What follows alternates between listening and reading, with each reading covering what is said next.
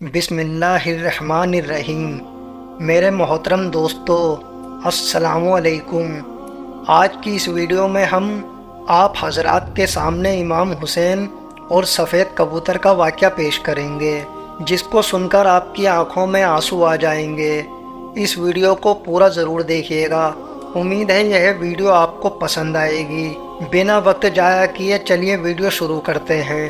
61 ہجری 10 محرم کے دن کربلا کے میدان میں جب حضرت امام حسین کا سر مبارک تن سے جدا کر دیا گیا تھا، جب آپ کو شہید کر دیا گیا تھا، تو فوج یزید نے رسول اللہ صلی اللہ تعالیٰ علیہ وسلم کے نواسوں کو قید کر دیا اور امام حسین اور ان کے ساتھیوں کو بے گور کفن زمین کربلا میں چھوڑ کر کوفہ اور شام کی طرف روانہ ہو گئے۔ تو یوں رسول اللہ صلی اللہ تعالیٰ علیہ وسلم کے نواسے زمین کربلا میں بے گور کفن پڑے رہے۔ اتنے میں پورے آسمان پر اندھیرا چھا گیا۔ لوگ سوچنے لگے کہ شاید رات ہو چکی ہے۔ آسمان میں تارے آپس میں ٹکرانے لگے۔ کہا جاتا ہے کہ اس وقت آسمان سے خون کی بارش ہوئی، یعنی حضرت امام حسین کے غم میں آسمان بھی خون کے آنسو رو رہا تھا۔ 10 محرم کی شام کو ایک سفید کبوتر کربلا کے میدان کے اوپر سے گزرا۔ اس نے دیکھا کہ کربلا کی تپتی ہوئی زمین پر نواسا رسول اللہ صلی اللہ تعالیٰ علیہ وسلم کا جسم مبارک میدان میں تنہا بے گور کفن پڑا ہے۔ یہ کبوتر چیختا ہوا آسمان سے اتر کر زمین پر آ گیا اور دوسرے پرندوں سے کہنے لگا، قیامت آ گئی، امام حسین کو قتل کر دیا گیا اور رسول اللہ صلی اللہ تعالیٰ علیہ وسلم کے خاندان کا خون کربلا کے میدان میں بکھرا پڑا ہے۔ یوں کبوتر مکہ میں آ کر اڑنے پھرنے لگے اور امام حسین کے غم میں رونے لگے، اور اس سفید کبوتر نے اپنے آپ کو امام حسین کے خون سے ترک کر لیا اور واپس اڑ گیا۔ پھر وہ کبوتر اڑتا ہوا مدینہ شریف جا پہنچا اور طواف کے انداز میں حضور اکرم صلی اللہ تعالیٰ علیہ وسلم کے روضے مبارک کے ارد گرد اپنی چونچ سے کاٹنے لگا۔ اس کبوتر کے پیروں سے خون کے قطرے ٹپک رہے تھے۔ مدینہ کے لوگوں نے جب اس کبوتر کا حال دیکھا تو وہ حیران اور پریشان ہو گئے اور آپس میں باتیں کرنے لگے کہ آخر یہ معاملہ کیا ہے۔ اس کے بعد جب مدینہ کے لوگوں کو حضرت امام حسین کی شہادت کی خبر ملی تو ان لوگوں کو سمجھ آ گیا کہ یہ سب سے پہلے ظاہری طور پر بات یہ ہے کہ حضرت امام حسین کی شہادت کی خبر روزہ رسول اللہ صلی اللہ تعالیٰ علیہ وسلم پر پہنچانے کے لیے یہ سفید کبوتر حاضر ہوا ہے۔ اس لیے بزرگوں نے ارشاد فرمایا کہ دنیا میں جو سفید کبوتر ہے وہ اسی کبوتر کی نسل سے ہیں۔ دوستو، تاریخ میں لکھا ہے کہ مدینہ کے باہر ایک سیام نام کا یہودی رہتا تھا۔ اس کی ایک لڑکی تھی جو ظاہری شکل و صورت میں بہت خوبصورت تھی، مگر اس کو اچانک ایک خطرناک بیماری ہو گئی جس میں اس کے ہاتھ پیر مبتلا ہو گئے اور آنکھوں نے کام کرنا بند کر دیا۔ وہ لڑکی نابینا ہو گئی۔ اس لڑکی کی یہ حالت دیکھ کر اس کے محلے اور پڑوس کے لوگ لڑکی کو شدید نفرت کی نگاہوں سے دیکھنے لگے اور یہ سوچتے کہ یہ مرض اس لڑکی سے ہمیں بھی نہ لگ جائے۔ جب اس یہودی نے دیکھا کہ سب لوگ اس کی بیٹی کو نفرت کی نگاہ سے دیکھتے ہیں تو وہ یہودی تنگ آ کر اپنی اس بیٹی کو لے کر اپنے گاؤں سے نکل گیا اور دور جا کر ایک باغ میں رہنے لگا۔ اب وہ یہودی دن بھر شہر میں کام کرتا اور شام کو وہ اپنی بیٹی کے پاس آ جاتا۔ ایک دن اتفاق سے ایسا ہوا کہ وہ یہودی اپنے کام میں اتنا زیادہ مصروف ہو گیا کہ وہ شام کو اپنی بیٹی کے پاس نہ آ سکا۔ جب اس نابینا لڑکی کا باپ شام کو اس کے پاس پہنچا تو لڑکی گرتے گرتے ایک درخت کے نیچے پہنچی اور رونے لگی۔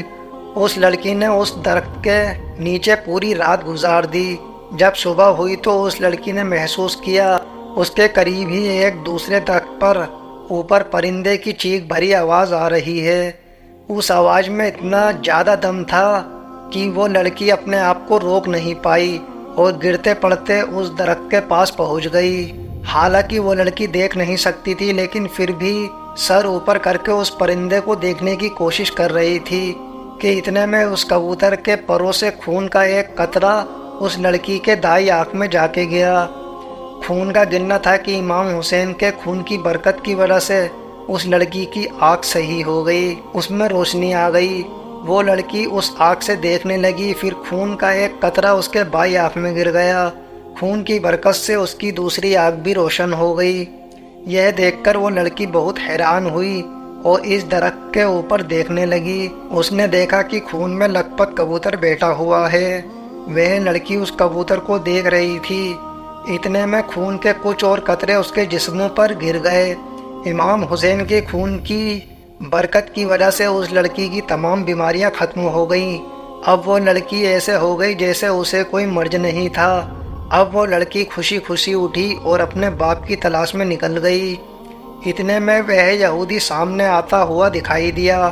وہ یہودی اس لڑکی کے پاس آ گیا، مگر وہ اپنی اس بیٹی کو پہچان نہ سکا۔ اس لڑکی کو اجنبی سمجھ کر پوچھنے لگا، اے لڑکی تو کون ہے اور اس باغ میں کیا کر رہی ہے؟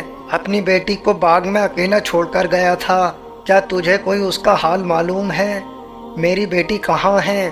کیونکہ اس باغ میں جس جگہ پر میں اسے چھوڑ کر گیا تھا وہ وہاں پر موجود نہیں ہے۔ یہ سن کر وہ لڑکی خوشی سے رونے لگی اور کہنے لگی کہ بابا، کیا آپ نے مجھے نہیں پہچانا؟ میں وہی آپ کی بیمار بیٹی ہوں جس کو آپ اس باغ میں چھوڑ کر گئے تھے۔ یہودی یہ سن کر حیران ہوا اور اس کو اس بات کی اتنی زیادہ خوشی ہوئی کہ اس کی آنکھوں سے خوشی کے آنسو ٹپکنے لگے۔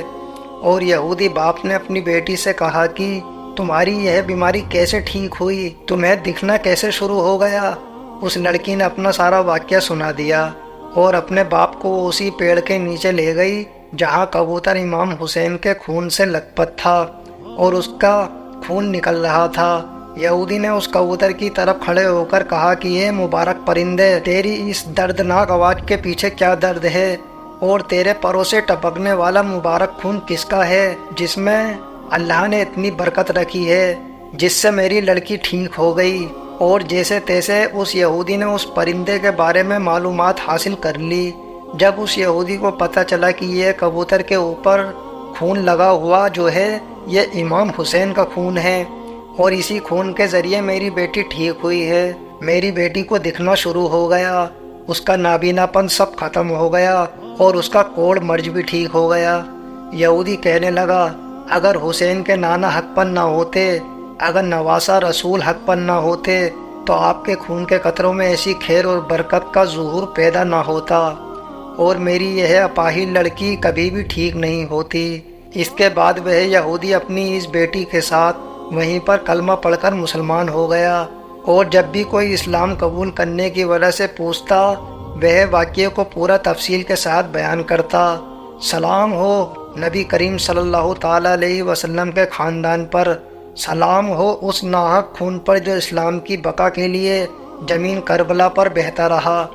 آخر میں اللہ رب العزت سے دعا ہے کہ ہمیں زندگی شانوں والی اور موت ایمان والی نصیب فرما۔ یا اللہ ہمیں نیک کاموں کو کرنے کی توفیق عطا فرما، یا اللہ ہمیں غلط کاموں سے بچنے کی توفیق عطا فرما، اور میرے خدا جو اس ویڈیو کو دیکھ رہے ہیں ان کی ساری جائز دعائیں قبول فرما۔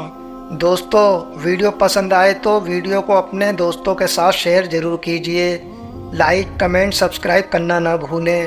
دوستو آپ کا ایک سبسکرائب ہمیں بہت ہمت دیتا ہے کیونکہ ایک ویڈیو بنانے میں بہت محنت لگتی ہے، اس لیے آپ سے گزارش ہے کہ چینل کو سبسکرائب ضرور کریں۔ ملتے ہیں اگلی ویڈیو میں، تب تک کے لیے اللہ حافظ۔